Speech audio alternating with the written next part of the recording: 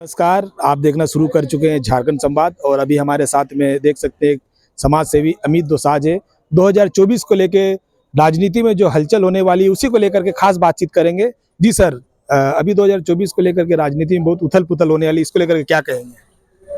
2024 में उथल-पुथल तो होने वाला है, मगर सबसे इसका शंखनाद है कि हमारे राम जी विराजमान हो गए हैं और 500 साल से जो हम लोग वनवास काट रहे थे, वो कल परिपूर्ण हो जाएगा और हमें एक भव्य मंदिर हमारे यशस्वी प्रधानमंत्री नरेंद्र मोदी के द्वारा मिल जाएगा।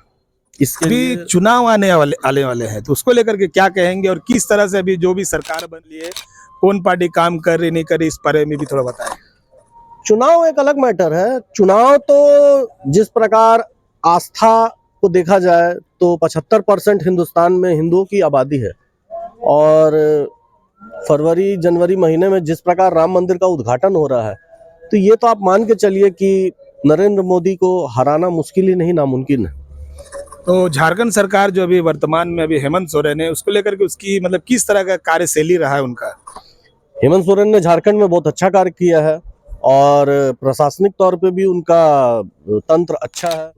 बहुत कुछ हेमंत सरकार में धांधली नहीं हुई है और आने वाले वक्त में भी हेमंत सरकार अच्छा योजना और अच्छा काम करेगी। मगर विपक्ष तो कुछ और कह रहे हैं कि इस सरकार में कुछ काम ही नहीं हुआ है, तो उसको क्या बोलेंगे? देखिए, विपक्ष का काम ही है बोलना। विपक्ष अगर नहीं बोलेगी तो विपक्ष का रुतबा ही खत्म हो जाएगा। किसी भी अच्छे कार्य को करने जाइए तो 100 आदमी आपको गाली देने वाले मिलते हैं, तो वही विपक्ष का रोल है। अगर हेमंत सोरेन या नरेंद्र मोदी कुछ अच्छा कार्य कर रहे हैं और विपक्ष उनको कुछ डेमोलाइज कर रही है, तो विपक्ष का काम है, क्योंकि विपक्ष उसी लिए बैठा ही हुआ है कि उनको डेमोलाइज करना है। अगर वो डेमोलाइज नहीं कर पाएंगे तो विपक्ष में उनका बैठना भी बेकार है।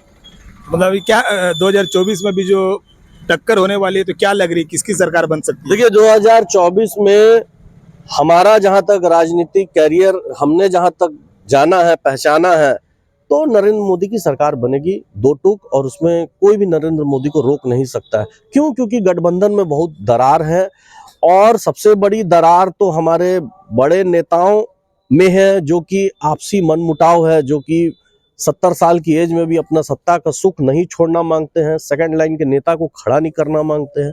और ये दुर्भाग्य है कि हमारे कांग्रेस में एक से एक दिग्गज लीडर मौजूद है, मगर क्या है कि जब 70 साल का व्यक्ति अपनी कुर्सी 30-35 साल के लिए नहीं छोड़ना मांगता है, तो वो 30-35 साल वाला युवक आज भाजपा में चल जा रहा है और भाजपा में जाके वो मुख्यमंत्री उप मुख्यमंत्री बन रहा है और भाजपा को कांग्रेस की मदद से भाजपा की सरकार बन रही है। मतलब आपका कहना है कि जो युवा है उसे मतलब मौका देना चाहिए, मतलब राजनीति में आगे आने के लिए? कांग्रेस पार्टी को युवाओं को मौका देना चाहिए, मगर ये दुर्भाग्य है कांग्रेस पार्टी का, मैं फिर से रिपीट कर रहा हूं, कि जो 60-70 साल के बुजुर्ग हैं वो कुर्सी छोड़ने को तैयार नहीं है, जिस कारण आज कांग्रेस का ये दुर्भाग्य है। और आने वाले वक्त में भी ये आप मत सोचिए कि कांग्रेस की सरकार दूर दूर तक बनने वाली है।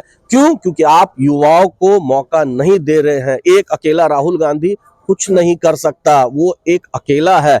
हर राज्य में एक मुखिया है जो 60 साल वाला आज भी बोलता है कि मैं मुख्यमंत्री बनूंगा, तो 40 साल वाला व्यक्ति जो मेहनत कर रहा है वो कहां से बनेगा?